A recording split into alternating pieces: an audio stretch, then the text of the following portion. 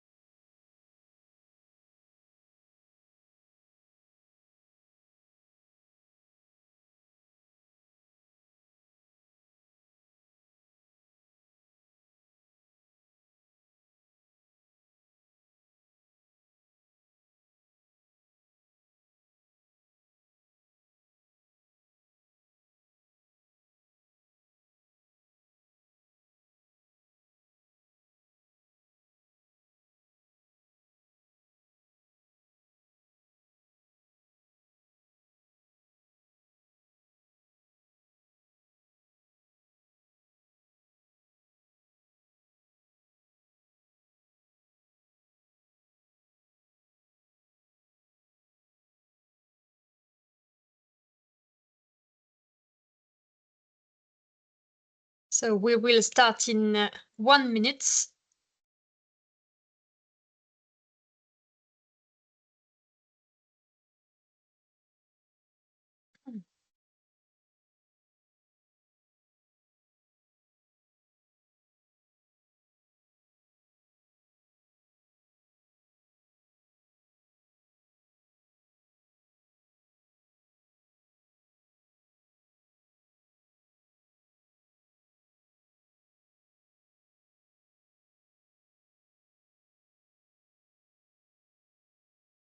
All right.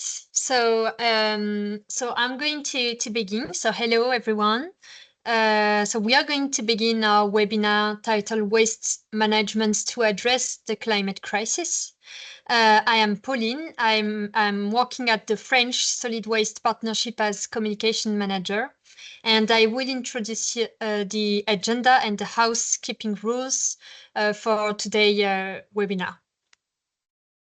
So about the agenda, so we will begin to launch the French Solid Waste Partnership publication, and we will go deeper in some key topics of the reports.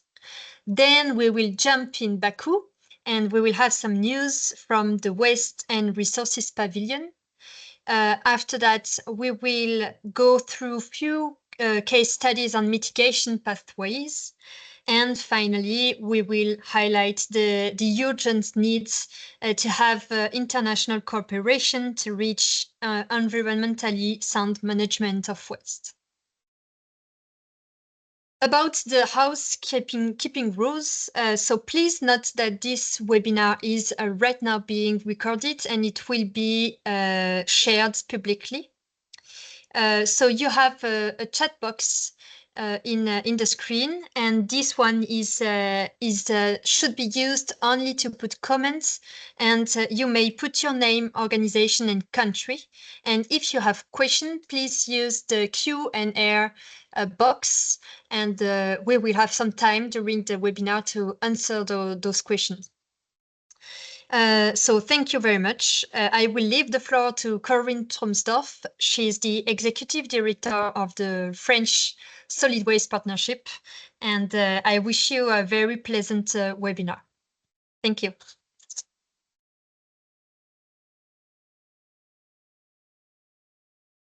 So hello, everybody. Thank you, Pauline, for your introduction. Before diving into our topic today, I just want to say a few words on the French Solid Waste Partnership. We are a multi-stakeholder platform regrouping all the French stakeholders concerned with waste management. That includes the state agencies, local authorities, companies, NGOs, research and training institutes. And our ambition is to have a stronger voice together, to raise the topic of waste management at the highest international level. This is also why we partner with ISWA and other international organizations, because we are stronger together. I'd like to give you a glimpse of the publication we have just finished. Waste Management to Address the Climate Crisis, a Circular Economy and Mitigation Pathway. Why did we think it was important to connect waste management and the climate crisis? First, because waste management is actually responsible for about 5% of global emissions. And if we continue with the business as usual scenario, these emissions will increase by 70% by 2050. Second, because mismanaged organic waste is responsible for 20% of global GHG emissions. Of global methane emissions.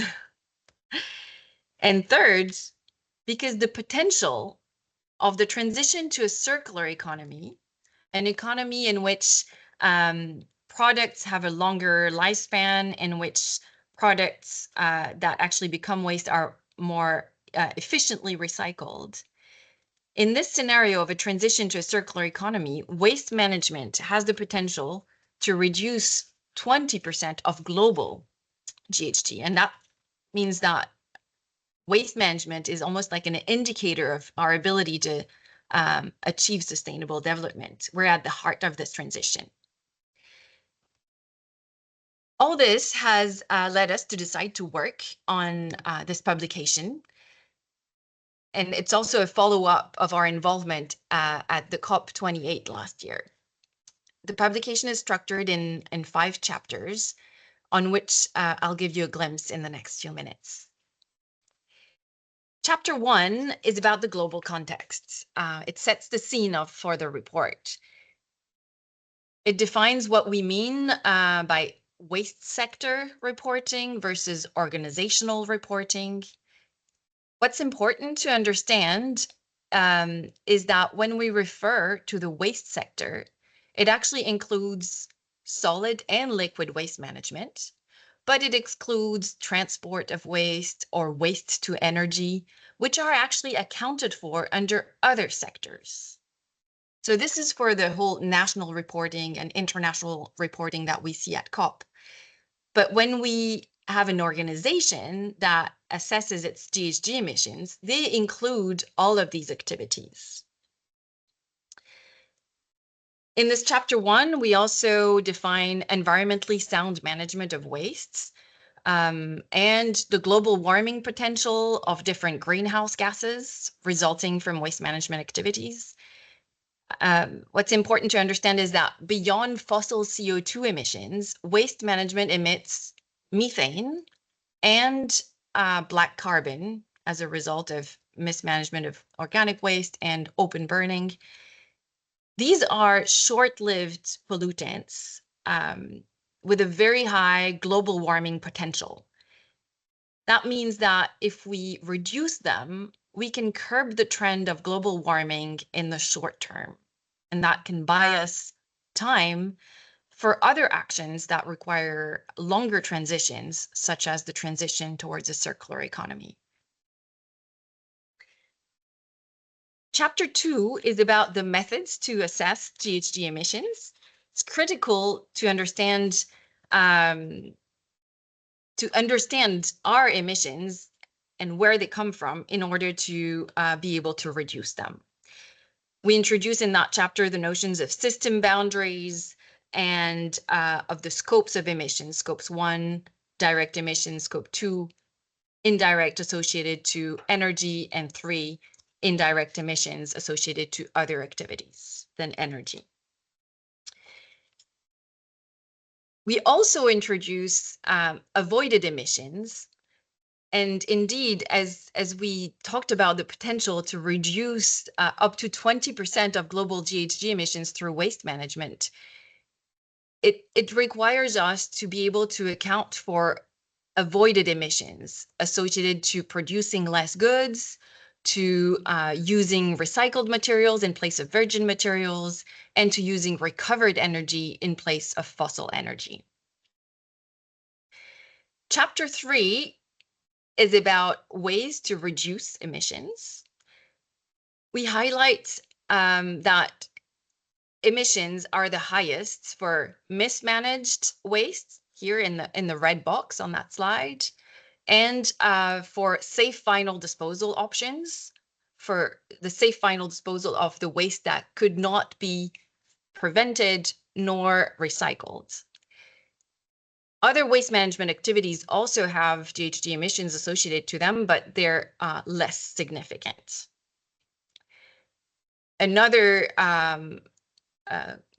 notion that we convey in this chapter is that waste prevention, materials recycling, and energy recovery, which are those small purple clouds on that figure, lead to avoided emissions that I've already mentioned earlier. And in that chapter 3, we also come back to the notion of environmentally sound management of wastes, the ESM of wastes, as something that is actually central to all of these most significant mitigation pathways. We need to reduce the amount of waste, sort at source so that it can be better recycled, treat, and ensure we have a safe final disposal. And what we convey in this publication is that all these activities are often the mandate of local authorities in charge of managing their local wastes, but they cannot do it alone. And that's the left part of that slide that highlights the need for local authorities to be supported by several mechanisms and many stakeholders who play their respective roles. In chapter 4, we highlight the need for policies and regulations to enable this environmentally sound management of wastes and drive decisions towards reducing GHG emissions of waste management. These public policies have to be ambitious, yet realistic, to drive incremental change through a set of incentives and requirements. They also establish the cost recovery mechanisms that are needed to ensure the operational costs are covered. They also assign roles and responsibilities that are needed to implement waste management and also to support cross-sectoral synergies. It's also interesting to note that actually these national policies are driven by international policies, but they are also themselves shaped as the result of a few ambitious national strategies. So it's both ways. In chapter 5, we highlight the need for international financing to support the countries in which the fiscal policies are not sufficient, in which the national funding for waste management is not sufficient. The report provides a focused insight on carbon markets and hints on a few other financing mechanisms that are in place. A separate full report would be needed to fully tackle that very important topic of financing. Now, this publication is available for download as of today in English, and a French version is being finalized and will be online as of December 9th. So stay tuned if you have French-speaking people in your network, or if yourself would like to read this publication in French, it will be available as of December 9th.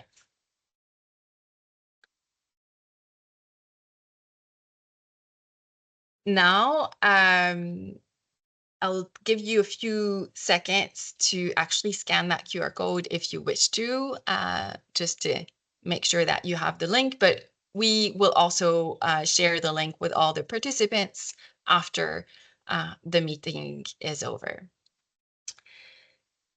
We will now start a sequence live from Baku. I'd like to invite Aditi Ramola, Technical Director at ISWA, to join us live from the Waste and Resources Pavilion. Hi. So, hi Aditi, so good to see Hi. you. Nice to see you too. Can you hear me? We hear you well. Great. Awesome. Okay, good. So, Well, how now that you are at COP, can you, first of all, can you give us a glimpse of what that Waste and Resources Pavilion looks like? And tell us a bit about that Road to COP initiative by ISWA and yes, how you've got there. absolutely. So, hi everybody. I just saw a friend join in as well. Live from COP, live from Baku, it's COP29. Let me walk you through to the Waste and Resources Pavilion. I'm going to not show my face anymore. So that's our pavilion. This is the second time we are here at COP. You walk in this way. You see our little area for our conference program. We have a little lectern. We have a nice dais for speakers and so on. It's been extremely busy the last couple of days. If you move to the next slide, Corinne, I'm going to show you the entrance of how, yes, exactly.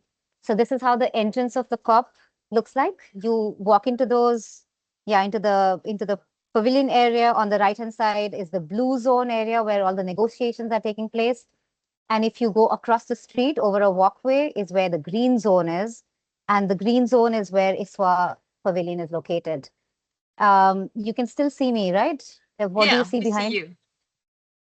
Okay, and so this is the second time we're at COP20, at a COP with such a big pavilion. This is the second time we're having the Waste and Resources Pavilion. And we've been at COPs before, but this is we really wanted to give voice and a platform to the sector, as Corinne was saying, and give our sector a home. So we were supported last year with a lot of our partners, including the French Solid Waste Partnership. And we had set up a pavilion last year, and we basically organize several sessions around different topics in waste management. So we have everything from open burning of waste to food waste prevention to financing of waste management to waste to energy technologies and so on. And many people have been stopping by, a lot of interest in that as well. So it's been good so far. It's been good. Thank you. So, could you give us some insights on how wastes is now included in the discussions happening at COP?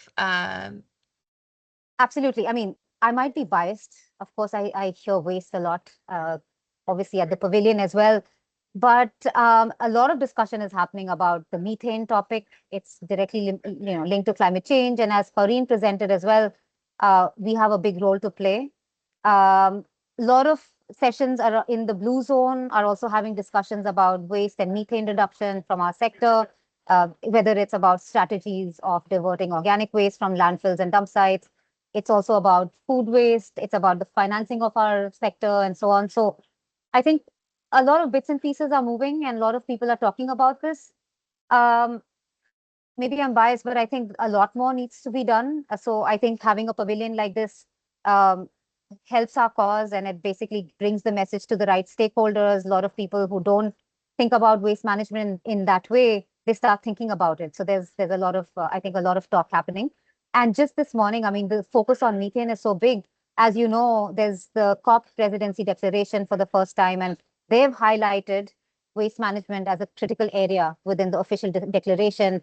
And so that also emphasizes moving towards the circular economy, having an approach to the waste hierarchy, looking at waste prevention with a focus on sustainable consumption patterns and so on. So a lot of discussion there as well. And this is a very positive movement. I mean, for the ISWA members who've been with us for the last 2 decades or so, you've seen that conversation happen as at a side event. Then maybe we had a little booth, and now we are at a pavilion. It shows the journey that we've been on. And just this morning, a UNEP CCAC-led event launched the Reducing Methane from Organic Waste for Climate Action happened this morning in a high-level event.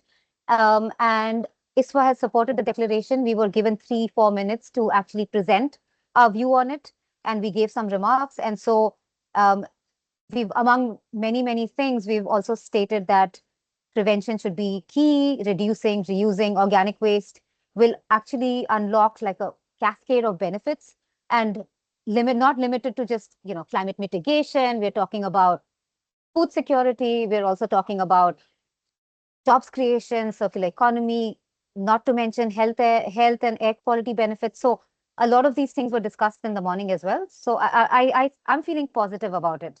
But again, that's my bias because I only hear waste and resources everywhere. Yeah. Excellent. Thank you very much. This is actually really good news that the topic has been raised so high now, and that for the first time we have a declaration by the COP presidency that includes waste management. Another point I would be interested to hear from you is we hear a lot in the media that this COP is called the finance COP because it's kind of stuck in between two other COPs, and that the focus will be mostly on finance. Does this, what have you heard about this, and how does this affect the waste sector?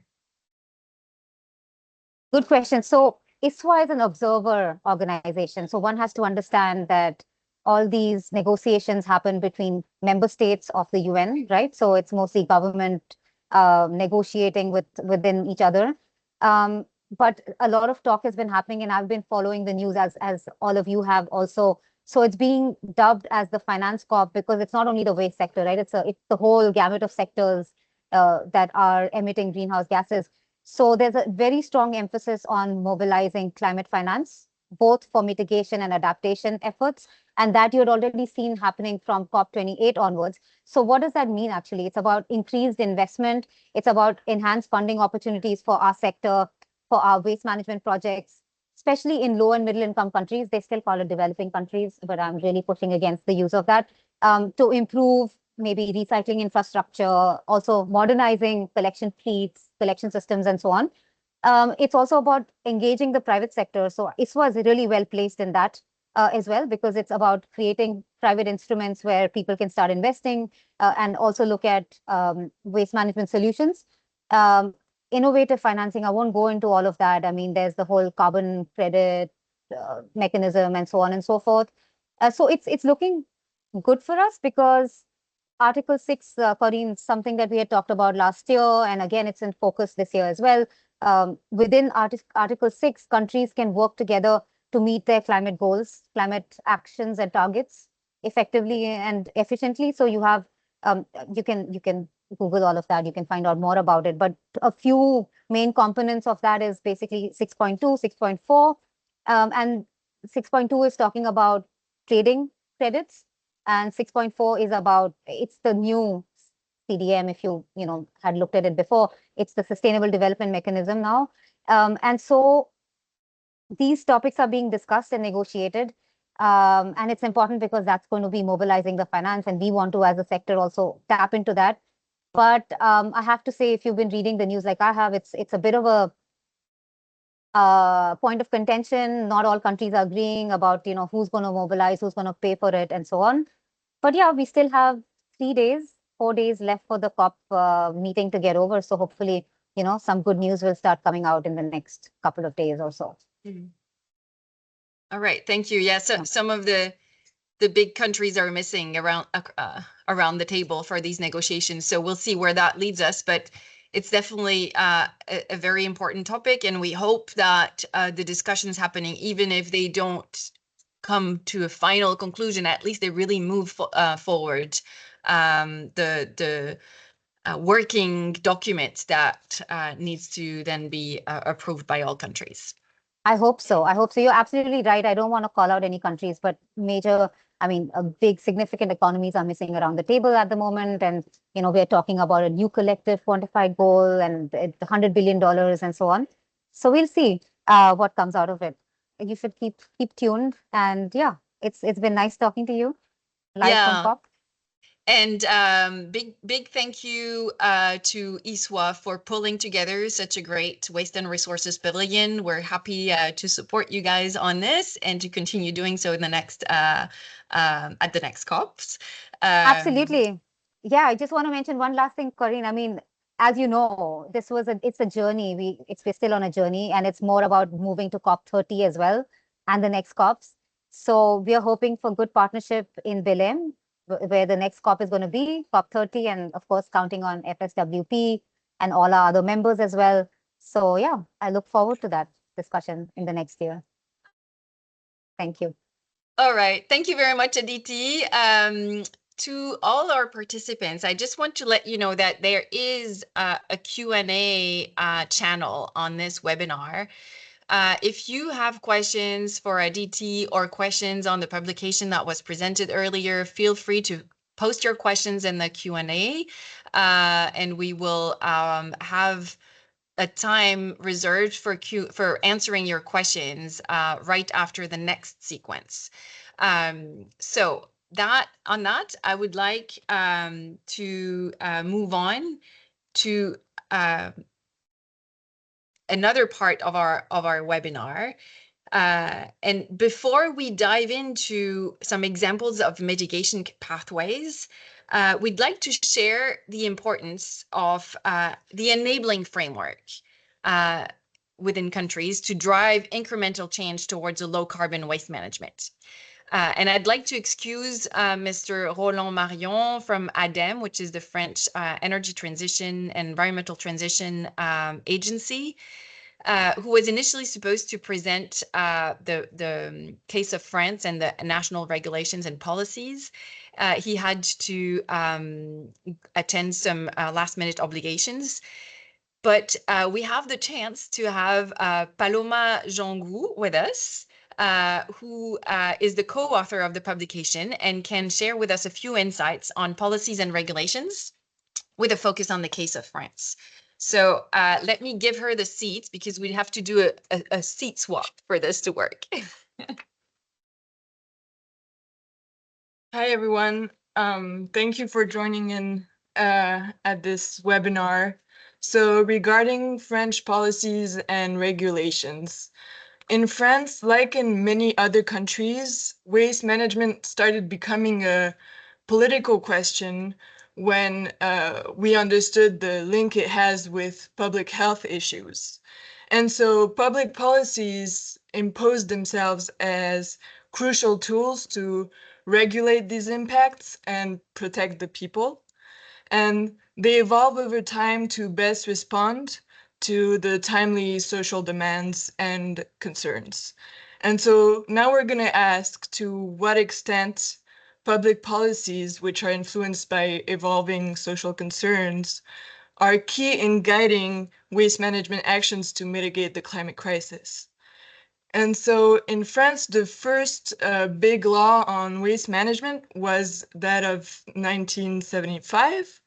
And it tried answering the question, what actually is waste management? So basically defining key notions such as waste itself, but also key frameworks like waste priorities, waste management priorities, sorry, and also, EPR schemes and yeah. And then it was repealed in 2000, and since then, French regulations on waste management have been included into the Environment Code, which shows the social changes and understanding that waste management has a very strong link with environment. And then in 2015, a new shift happened with the focus being put on mitigation measures and actually trying to reduce GHG emissions. And this can be seen as a way of being influenced by international frameworks. who are both the result of top-down processes trying to change waste management practices and habits, but also bottom-up processes, as Corinne mentioned, with national diplomacy and advocacy. And one example of how international frameworks have driven national change is the 2015 Law on Energy Transition for Green Growth in France, which was probably implemented during the Paris Agreement discussions. And this law made GHG assessment mandatory, but it also set the target for carbon neutrality by 2050 in its national low carbon strategy, which we will now be focusing on. It's represented here by this 2018 figure. And so you can see the orange dotted, sorry, I'll try. There you go. The orange dotted line. Oops. Oh. Sorry. Okay. Yeah, maybe you can't. Yeah, I'll just say it out loud. You can see the orange dotted lines showing the SNBC ambitions. So by 2030, the waste sector should reduce by 37% its GHG emissions, and by 66% in 2050 to reach carbon neutrality, knowing that these 6 million tons of CO2 equivalent that will remain are actually balanced out by absorbed emissions from carbon sinks. And setting ambitious targets and the associated guidelines and roadmaps are key to motivate change. And as shown by this graph, the business as usual, which appears in the gray dotted line, will induce some emissions reduction, but clearly not enough to reach carbon neutrality. So it's crucial to set ambitious but realistic goals, as well as the associated budgets, and also to give concrete solutions to reduce emissions, to have strong monitoring and data acquisition capabilities, and also to have trustworthy law enforcement. And public policies are then very efficient in making change happen. And we see on that graph how the reduction of landfilling has made a great difference in GHG emissions as of 2000, with the 1999 EU legislation on the topic and the following French laws to adapt this EU regulation to its national context.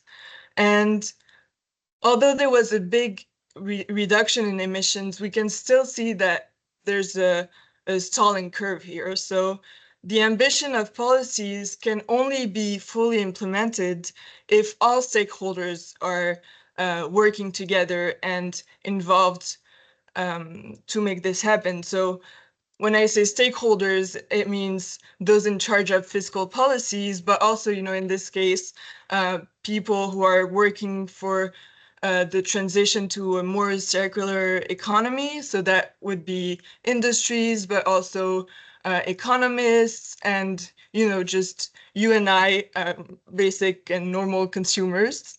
So here's a few key points that we just went over, but I'll give the floor to Corinne again. Thanks for listening.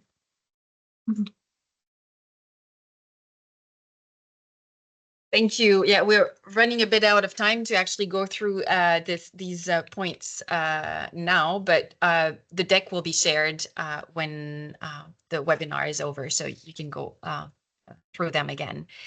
Thank you very much, Paloma, for sharing this case of France. We saw that waste has been more and more diverted from landfills thanks to enhanced recycling and the development of incineration with energy recovery in France.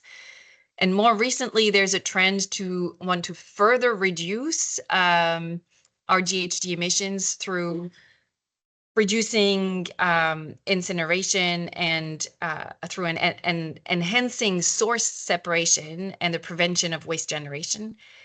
And that is very difficult to implement. So this is something that we'll see now in the next few cases that will be shared. We have three speakers who will share a few thoughts on mitigation pathways.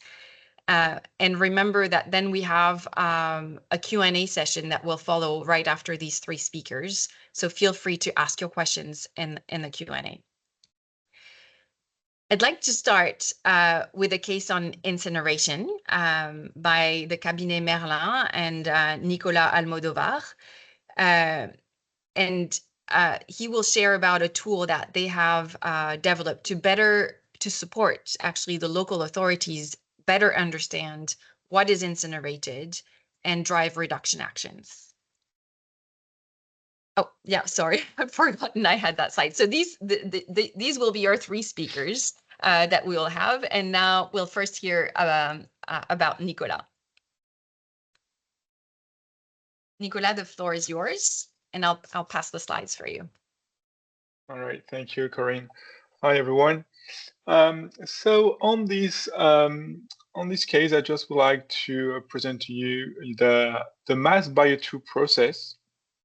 That is a process that enables to assess the two different types of carbon through the analysis of the flue gas in the incineration plants. And the two type of carbons we have is, on one side we have the fossil carbon, and on the other side we have what we call the biogenic carbon. And the fossil carbon comes from mainly comes from the plastic that is still remaining on the solid waste, whereas the biogenic carbon comes from the organic matter that is inside, that's still inside the solid waste. So what the mass bio2 process is allowing us is to have a very nice understanding of what remains in the waste composition, and this by measuring the origin of the CO2 by doing a carbon-14 dating. And then with this algorithm, then we can know exactly what kind of CO2 and what kind of carbon is released in the atmosphere. Because on one side, the fossil carbon, just like we're going to see just right after, is a very long cycle carbon that will remain very long time in the atmosphere. And the biogenic carbon on the other side is a very short cycle, then only remains for what we consider for 50 to 100 years in the atmosphere. And this one is definitely less greenhouse effect onto the atmosphere. And what we have, thanks to Mass Bio2, is the possibility to understand the waste composition with all the results that we can have through the flue gas analysis. And then we can, after this, take all the good decisions in order to reduce the recycling waste that are still inside the solid waste, and then we can act on the collection step, and then we can try to improve the steps before doing only the incineration. So we can add and we can improve the sorting waste before arriving to the waste to energy plants. On the second slide, I just would like to present very briefly. We have, so what I told you, the long cycle carbon that will last for about 100,000 years. And this one is coming from directly the fossil fuels, just like the coal, just like we have the gas, just like we have also oil. And this one is going to emit only some what we call the fossil CO2 that is going to get into the atmosphere and going to accumulate a lot of greenhouse effect inside. And on the other side, we have the biogenic CO2, and this one is going to be a short cycle. And this one, according to the IPCC experts, is not going to have a GHG effect on the global warming. So this is exactly this knowing that we can used to have better actions on the sorting, on the recycling of the solid waste before getting to the final incineration or final landfill or whatever we choose, like solutions. And then the first results of the mass bio2 is on the next slide. We can see that when you burn about 1 ton of waste, you are emitting in the atmosphere roughly, I would say, 930 kilograms of CO2. And 42% of the CO2 that you emit in the air is coming from fossil based products, and 58% is coming from the organic contents. So that is very important to be able to know exactly if it comes from fossil products or organic matter, because that will help you to take the good decision and the good actions before. So that is in kind of terms of solid waste itself. And if we are comparing to the energy on the next slide, then to produce 0.3 megawatt hour of energy, whatever it is, heat or electricity, so 0.3 megawatt hours per tons of waste, then you are going to emit about 140 kilograms of fossil CO2. And if you're burning what I could say good quality solid waste, then you're going to reduce by 180 kilograms the fossil CO2. When I say we're going to avoid 180 kilograms fossil CO2, is compared to the French energy mix. That is, part of it is from gas, part of it is from oil, part of it is from coal. Then that is to say that if you are able to have the best, I would say, the best quality solid waste answering the incineration plant or the waste to energy plants, then you are able to reduce by almost 40% the fossil CO2 that you are going to release in the air. And that is the main point that mass bio2 is allowing to the different decision maker, to the stakeholder, in order to take the good decisions and to have a better way of managing solid waste, at least before the incineration plants. And that's what I had to present you by this webinar.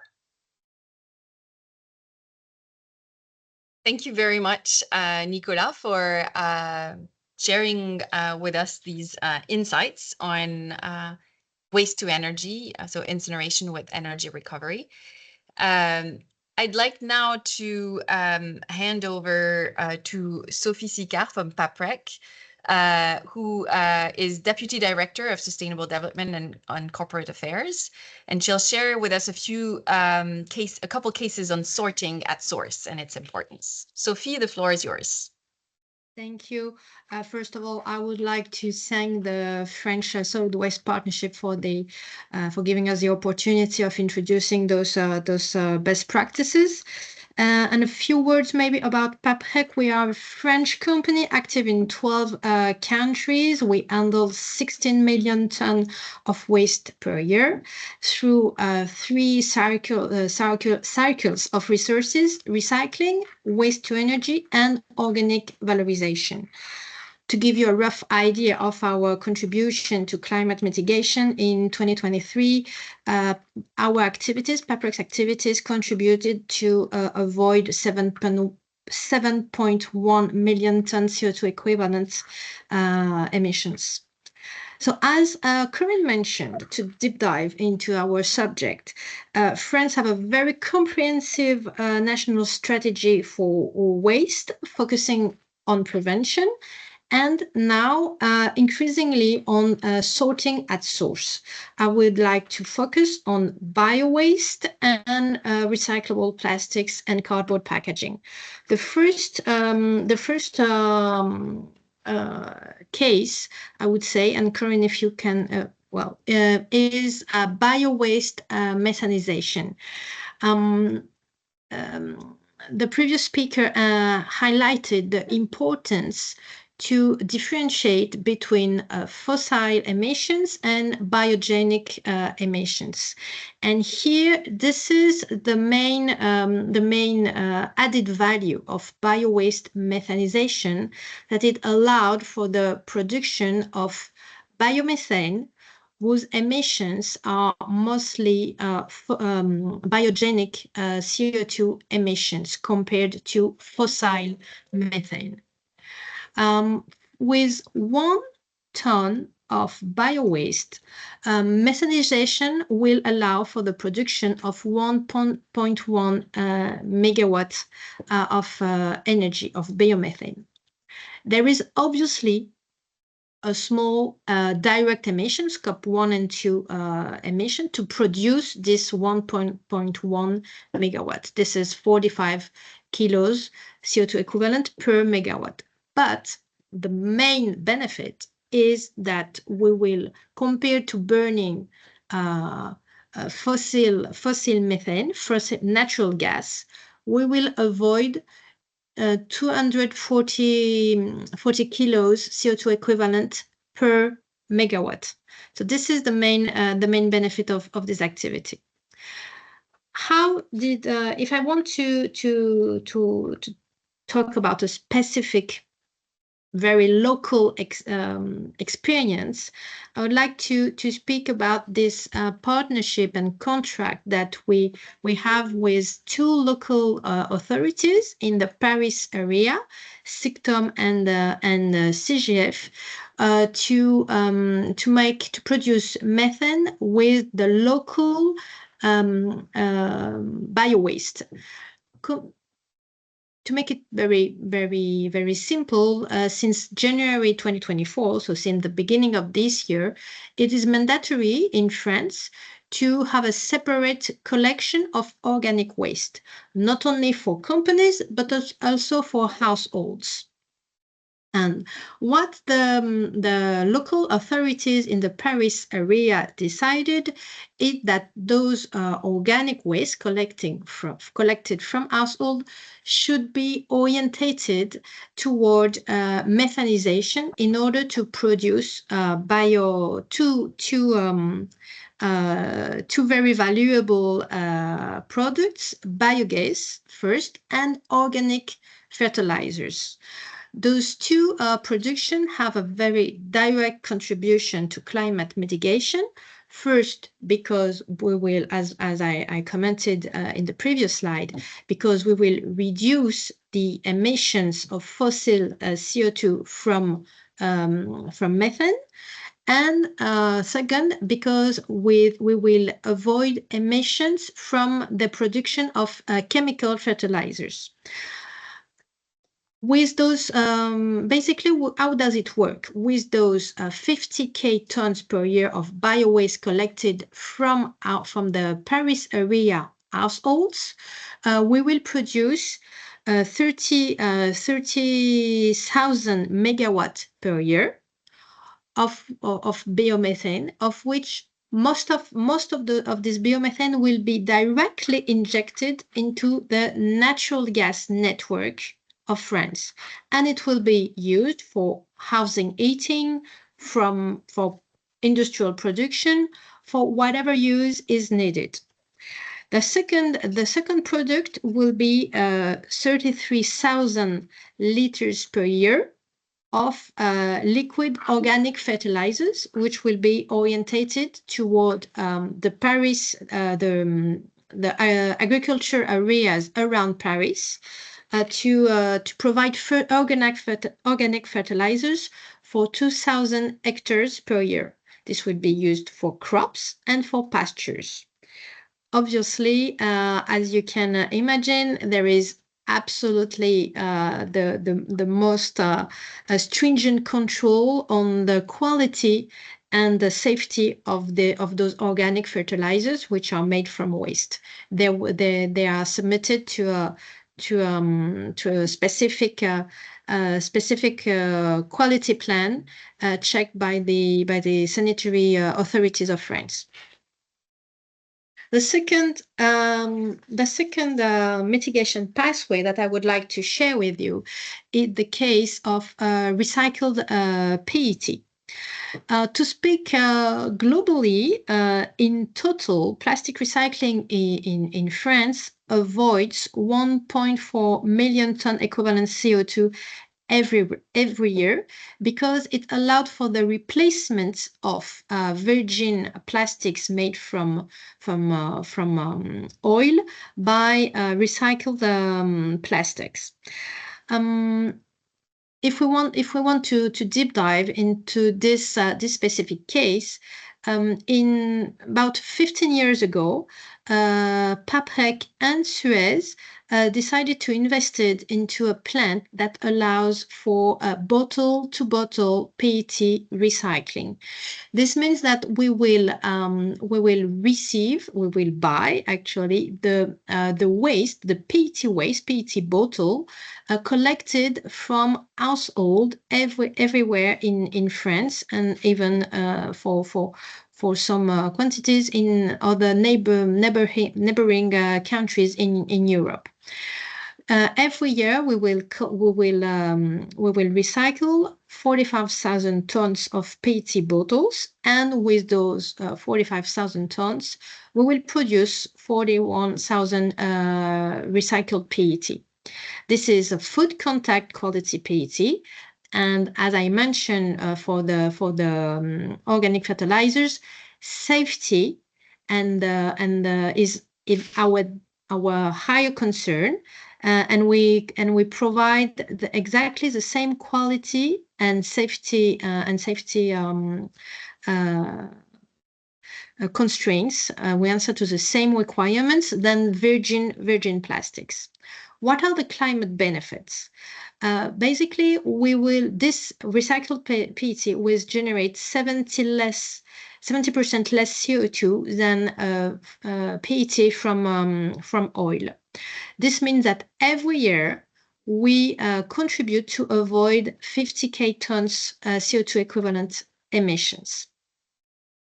And as a co-benefit, and this is not a minor one, we obviously help to the sustainability and circularity of the bottled water industry, which is one of the top industry for France. So in here with those two business cases and two climate mitigation pathways, you have really concrete examples of how selective separate collection at source, so at households, and their valorization through recycling and methanization directly contribute to climate mitigation. Thank you very much, Sophie, for these insights. I'd like to now ask Malik Kerkar from Suez, who's a carbon project director at Suez, to share with us a few thoughts on landfilling. And indeed, for the waste that could not be prevented nor recycled, as we heard from Sophie, landfilling remains one of the most affordable options today. And we'd like to hear from Malik about the emissions associated to this solution, but also the best practices that could or should be implemented. Malik, the floor is yours. Thank you. Good afternoon, everyone. Thank you, Corinne, for giving me the floor to address specifically landfill waste management and its role in addressing a climate crisis. In general, landfill provides an opportunity to significantly reduce greenhouse gas while producing renewable energy. By implementing best practices, landfill emission can be reduced from about 300 kilograms of CO2 equivalent per ton of waste, as shown on the slide, compared to over more than 900 kilos of CO2 equivalent per ton of waste when poor practices are implemented.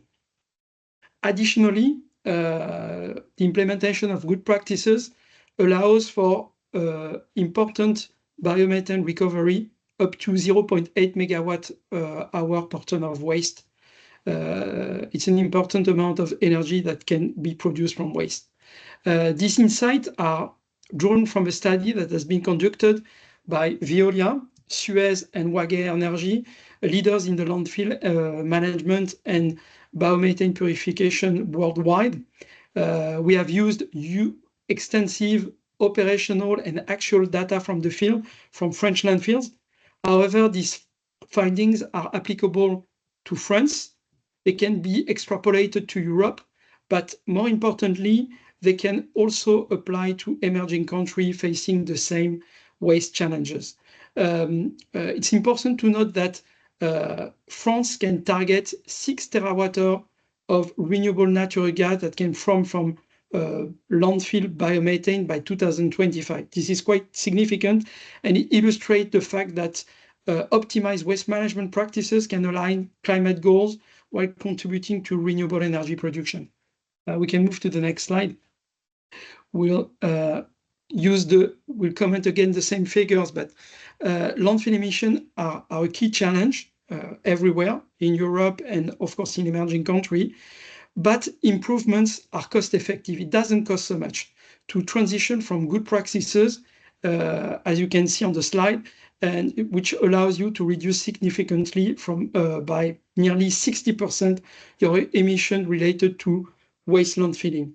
In France, we have computed that implementing good practices can only cost 2 to 4 euros per ton of waste.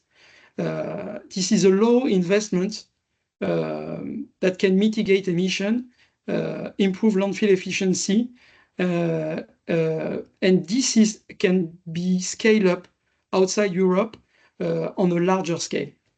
We can move to the next slide, Corinne, if you don't mind. Adopting good landfill practices is critical to reduce emission, especially if we want to address methane emission, as was discussed earlier.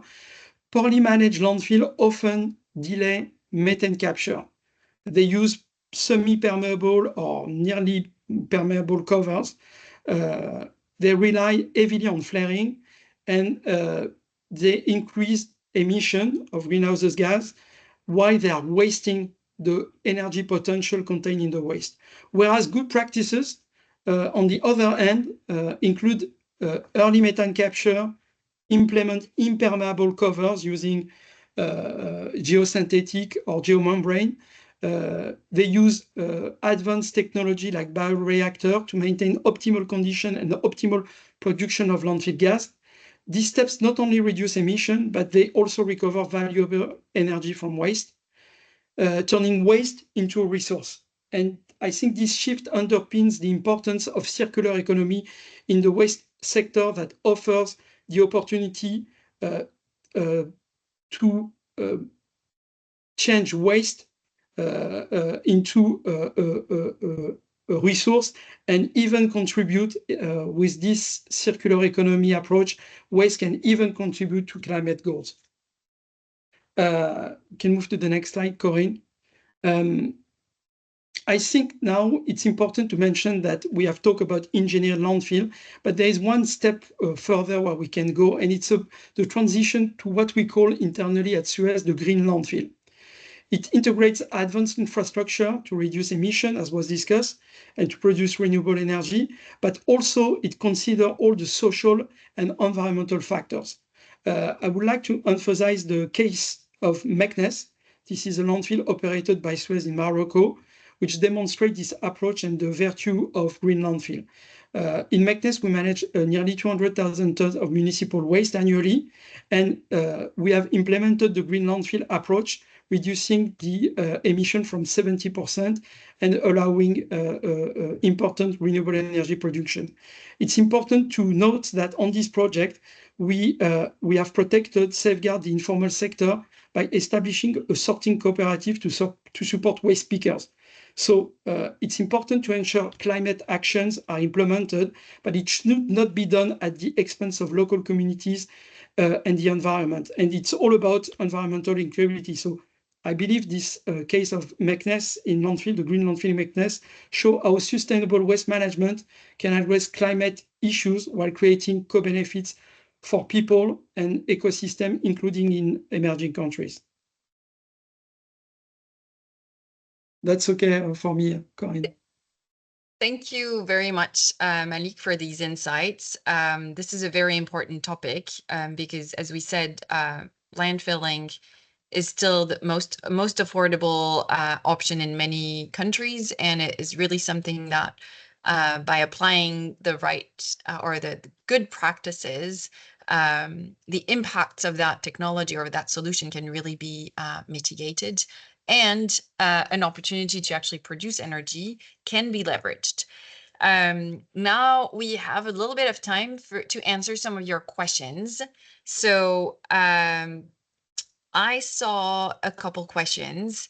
One of them from Philippe Godard about the injection of natural gas. So I think your question is whether we actually look at injecting directly biomethane into the natural gas grid in France versus using it as a fuel source to power engines or heat and power engines or heating systems.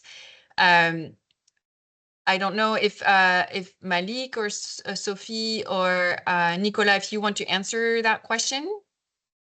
Yeah, I can answer.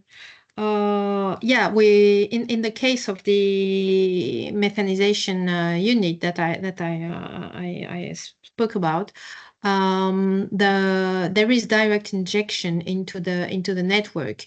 There is and when the methane is made from waste, there is an epuration step. Previously to the injection. But yes, the target is definitely to, and this is what we are doing, is the injection into the general network. Part of the methane will be used for to run the operations, to run the production, because there are energy needs for the production process of the biomethane. But the very wider share of it will be injected into the network. Corinne, I would like to add, this is the same approach on landfill. Previously, in the past, it was commonly, landfill gas that was recovered was not only flare, but it was recovered through electricity generation, thanks to feed-in tariff that was supporting this energy recovery. But more and more, we see in France the implementation on landfill of the purification of biogas into biomethane for reinjection in the network. So it goes with the more sophisticated process, but the technology is proven and widely adopted now in France. And I believe it can also be implemented elsewhere outside Europe or outside the States, and it can be implemented as well in emerging countries. Thank you. Thank you, Sophie and Malik, for these answers. And I think one thing to highlight is that it is actually more efficient in terms of GHG reduction to inject that refined biomethane into the natural gas grid than to burn it into a heat and power engine to generate electricity, for example. So wherever it is possible, you try to refine the gas and connect it to the grid. We have another question regarding the case about the reuse of recycled materials. So the question is there a strong climate change case to prioritize reuse of certain goods and material streams, such as electronics and textiles? So this is more specific. I don't know if one of you wants to answer that question, and if not, we can also decide to answer later in writing. So, well, this is definitely a specific question. The comment I'd like to make is that there is, at least with the level of consumption in Western Europe, there is definitely some room for both reuse and for recycling. Definitely, we cannot expect the population to rely exclusively on reuse, but there is, and we recognize that prevention has definitely, and reuse is part of the prevention strategy, has a key role to play into climate change mitigation, and then recycling must follow as a way to save resources from extraction. Yeah, so the case is mostly on the savings from extraction of resources that makes the recycling a good case in terms of climate advocacy. And beyond that, if we enlarge the spectrum of thinking beyond just the climate goals, it's the whole limited planetary boundaries, as we call them, that come into play, and the limited resources that we have that plead in favor of both the reuse as much as possible, but also of recycling. We are now going to move on to the next part of our webinar, which will be on international cooperation to support the implementation of environmentally sound management of waste. On this, I would like now to call for Alexandra Montero, who should be here. I don't see your camera, though. You have to turn on your camera. I think I can see my camera. Do you? Okay, then maybe Ray, can you? Okay, now, yeah. Okay. Now we see you. Okay. Okay, perfect. Hi, Alexandra. Alexandra Montero is a senior solid waste activities coordinator at the Agence Française de Développement, AFD. And I'd like to discuss with you a few points on international cooperation. So through the work that we've done on the publication, I've noted 2 points that I thought would be interesting to discuss is the national policies that are sometimes weak or poorly implemented, and the funding for infrastructure investments in emerging economies that is often a struggle.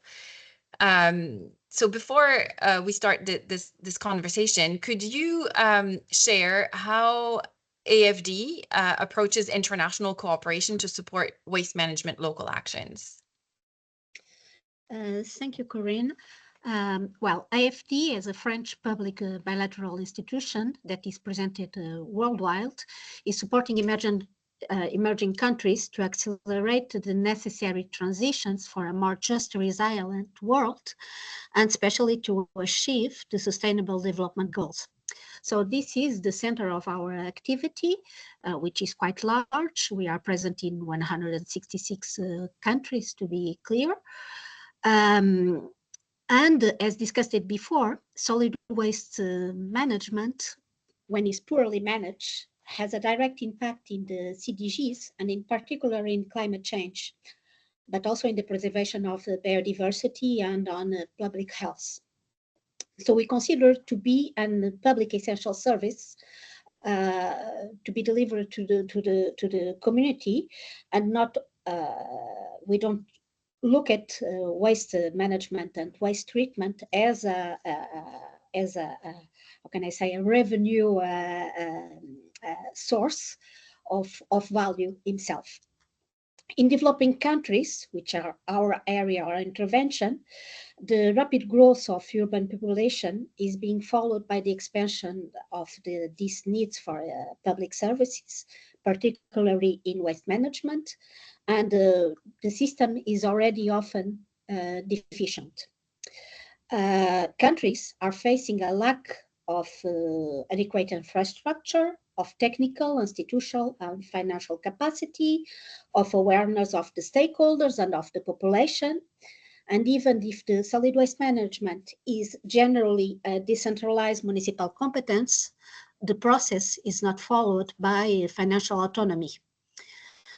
Plus, monitoring regulatory control, as we can know it in some of our north I would say between comma North countries, is not being followed. It's generally absence of the process. So these constraints, combined with the deficit of the technical, social, environmental, and economic expertise and the awareness, are the challenge to implement an efficient waste management system all over the world, in fact. There's where IFD intervenes through a set of financial mechanisms and technical support, aiming to cover all stages of solid waste management and to include all stakeholders involved, public, civil society, and the private. IFD approached the developing country into the focus of supporting the structure of all the system chain, from the sources until the final treatment. So we focus on the development and implementation of public policies. This is the very first step.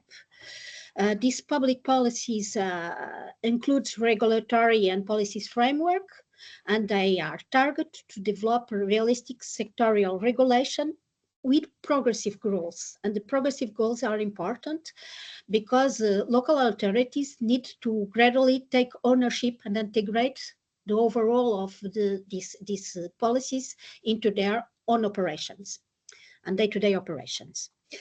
The second point, and it's quite an important point, is to develop an appropriated financial mechanism that aims to support a cost recovery long-term approach, and not just the capex at the very first beginning, but the evolution of the process during the 20-25 years of operation of some of the structures, even more. And in approach of de-risking for the public sector, for the civil society and NGOs, but also for the private operators, since if de-risking is not guaranteed, private operators with competence will not be take the effort to go to those countries. So these two approach, political policies and financial mechanisms, are, in our point of view, two mandatory approach to a sustainable treatment.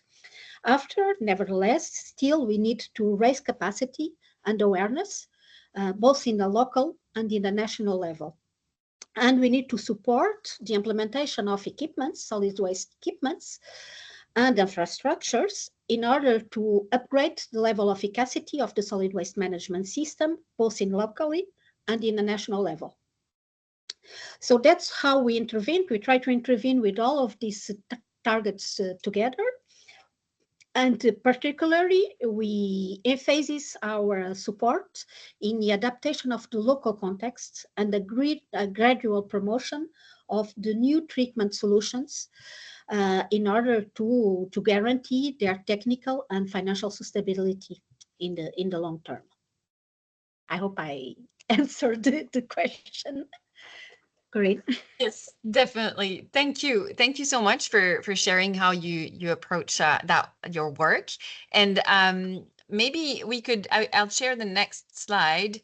And if you could, through this example of the case of Lomé in Togo, share how you've supported improved waste management there. That would give the participant a tangible example. Okay, so IFD supporting the improvement of waste management sector, solid waste management to be more precisely, and domestic solid waste management since 2007. So it's almost 20 years, not exactly, but almost. We have a progressive approach to enable the city of Lomé. At the very first beginning, the support was into the city and not into the region, which is the case now, so it diverges to the region. But at the beginning, it was the city of Lomé, in order that the city could acquire tools to answer to the needs of the solid waste management sector over the time, and with an effective and sustainable improved of the solid waste management. To be clear, we have started our support with the improvement of the waste collection and the pre-collection of the waste, since at that moment the collection rate was only 35%, and the improvement made, which was in 2012, upgraded this level to 70%, which was quite a big improvement, even if it's not 100% as we would like. But nevertheless, we must consider that all areas of Lomé are not easily accessible, and that needs to be well prepared and well structured.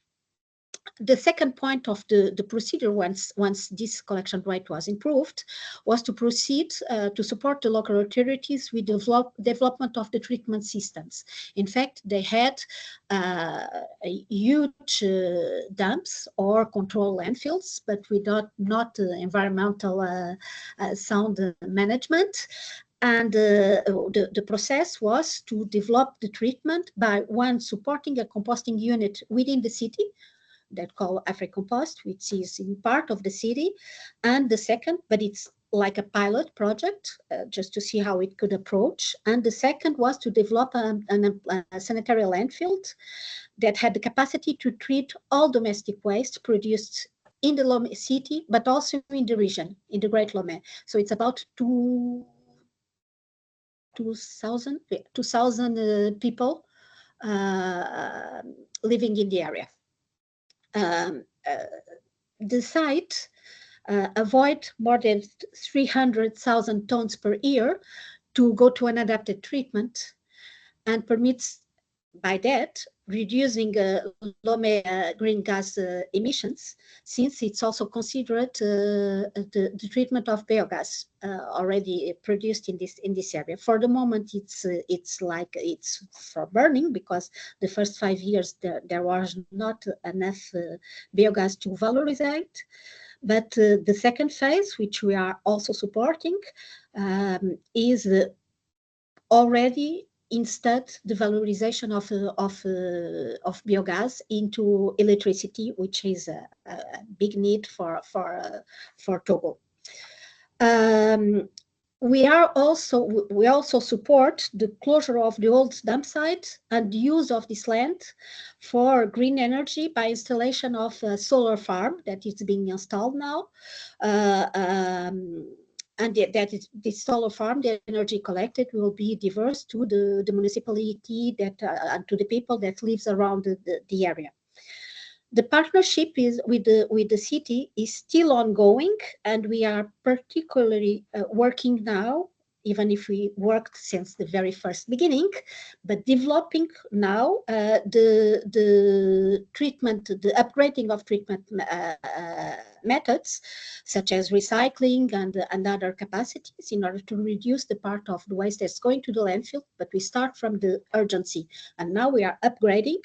And in the second point, also to work with the reorganization of the system and the financial mechanism, improve the financial mechanism of the system.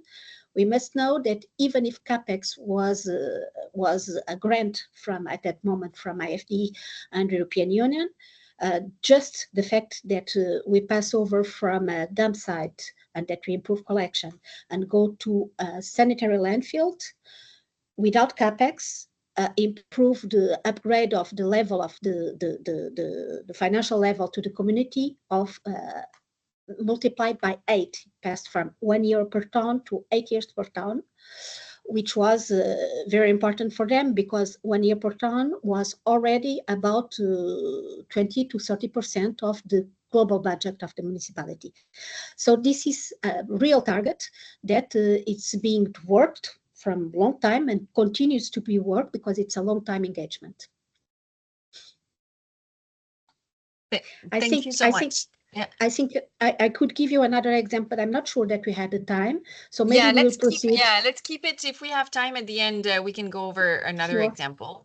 I'd like to ask you another question, because I do want to give an opportunity to our participants to ask a question if they want to. So if you have questions, feel free to put them in the it seems like people are using the comments box to add their questions. So feel free to add your questions. I have another question for you, Alexandra, before we hear from our participants. In our publication, we advocate for all countries to include waste management in their NDCs. This advocacy is also part of ISWA's call this year at COP. So national determined contributions can be conditional or unconditional. But for you, how do you see this including waste in the NDCs as something that will support driving international international funding and cooperation to waste management projects? Very interesting question. Thank you, Corinne. I will just start for one point. IFT has all IFIs, in fact. We are a bilateral IFI, but as the World Bank has a multilateral IFI or other IFIs, we intervene when we have formal requests from the local countries with whom we work, with the Ministry of Finance and all the countries. That means that the requests are up to the country to decide what are the priorities where they are installing it. So to go to the point, as you discussed it, as you presented just in the very first beginning of this section, worldwide, in 2022, greenhouse emissions due to human activities represented about 53.8 billion of tons of CO2. And these emissions, 2/3 of the emissions were directly related to CO2s, but 80% are related to methane, which has a huge global warming potential, much higher than CO2. And in particular, in the next 20 to 30 years to be coming, in the first step of the production of methane. 20% of this methane are related to liquid and to solid waste management. The greenhouse gas emissions of the waste sector, already significant today, will increase if we continue in the business as usual scenario, and associated to the drastic increase of population and consequent increase of volume of waste produced, it is expected to be triple from in 2050 compared to 2050 compared to 2015.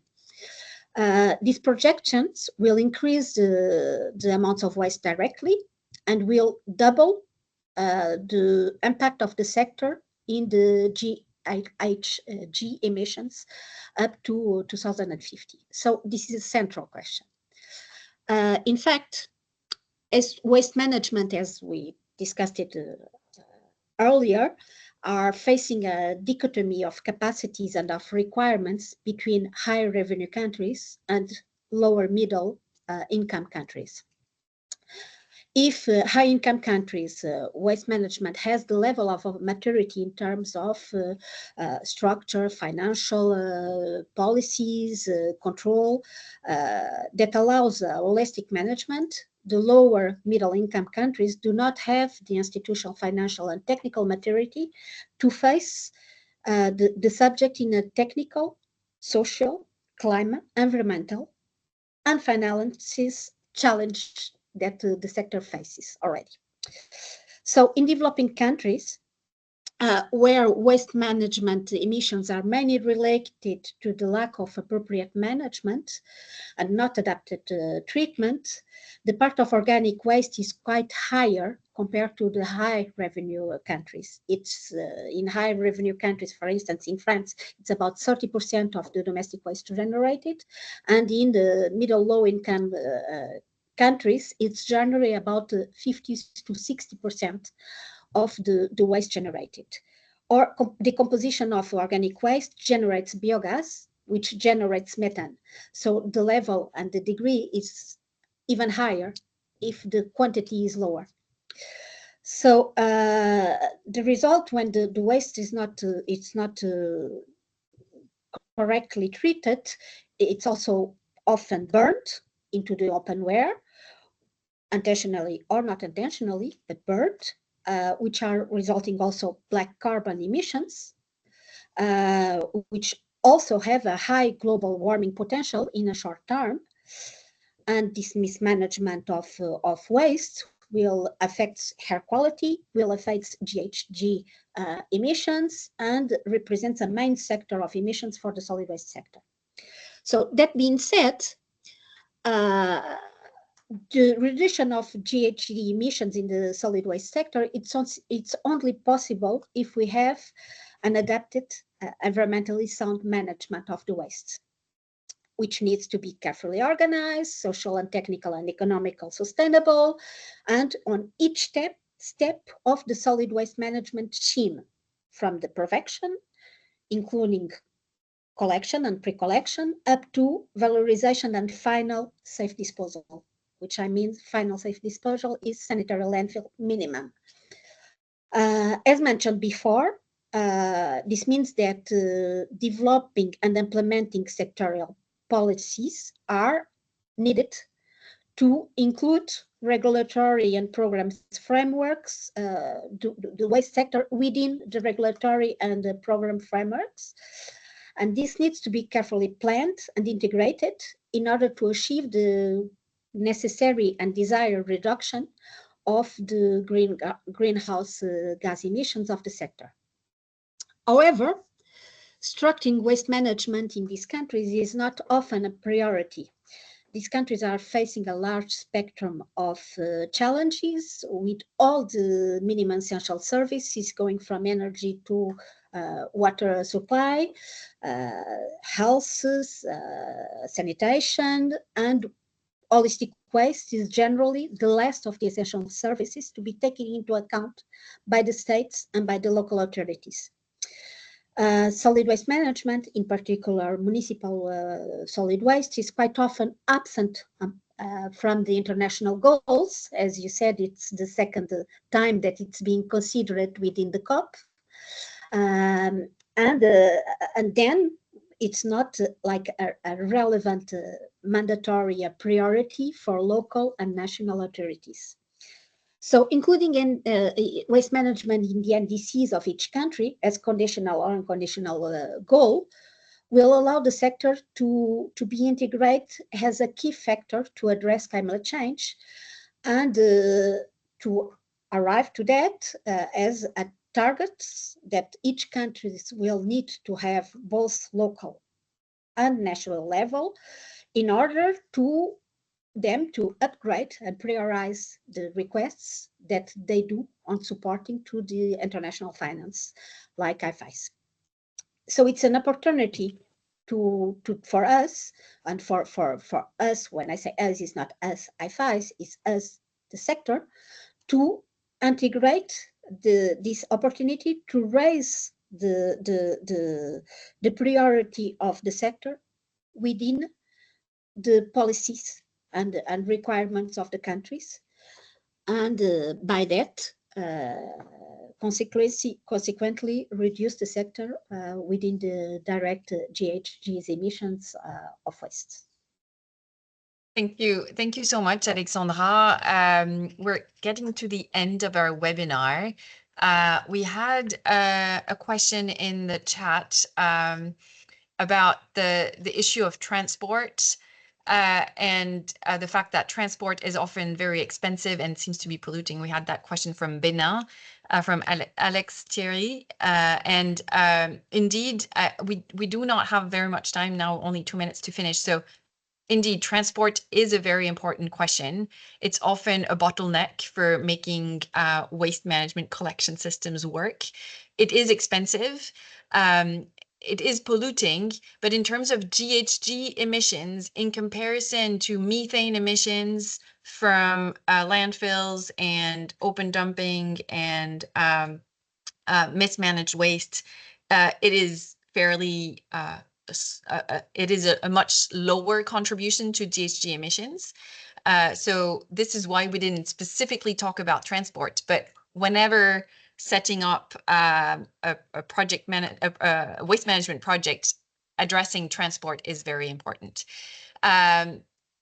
I will have to close this webinar now. Thank you very much, Alexandra, for your insights, and all of our speakers for all your insights. Thank you to all the participants. Just a second. Oops. Yeah, here.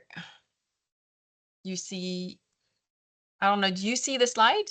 The last slide? No? Okay. Yes. You can download this publication. Here's the QR code again. The speakers can turn on their cameras if they want, so that everybody sees them again. I really want to thank all of you for your participation, for your insights. And I also want to thank ISWA for hosting us in this webinar and giving us some insights directly from the Waste and Resources Pavilion at the COP. Just so you know, there's also an ISWA working group on climate change that all of you are welcome to join. And if you have any other questions, feel free to reach out to us. Corinne, for instance, there was some question about biochar. I think it's a very interesting topic. So please, the audience, the people, they can contact us directly or through PFD or through ISBA, and we'll be happy to address any question they may have. Thank you very much, Malik. That's a very good point. And the carbon sequestration topic was not fully addressed here, not at all. But we have a lot of things to say on it, which could be an opportunity in a future webinar. Thank you all. Have a great afternoon and rest of the day. Thank you. Bye. Thank you Bye-bye. all. Bye. Thank you.